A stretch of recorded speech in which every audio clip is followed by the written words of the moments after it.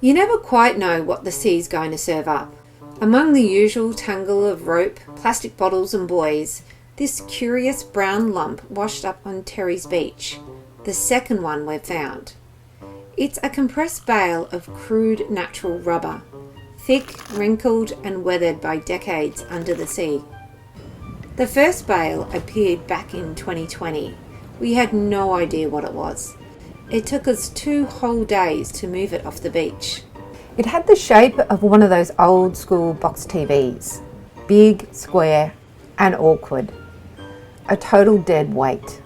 Later on, we weighed it at the tip. 80 kilos of solid, waterlogged rubber.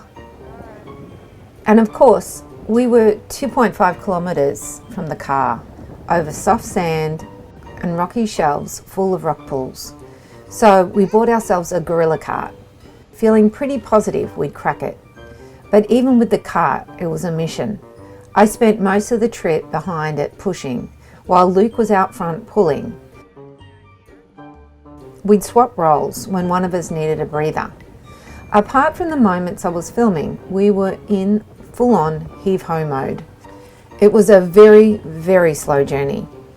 We made it about halfway, 1.5 kilometres in, then hit a wall, exhausted. We called it for the day, went home and gathered the energy to face it again the next morning. It was covered in goose barnacles, small shells, and we even pulled a swordfish beak from it. We left it out front of the house during lockdown and turned it into a guessing game for the neighbours. Since then, I've learnt that bales like these have been washing up on the other side of the globe, in Brazil, Texas and Florida, and scientists trace many of them to a World War II shipwreck.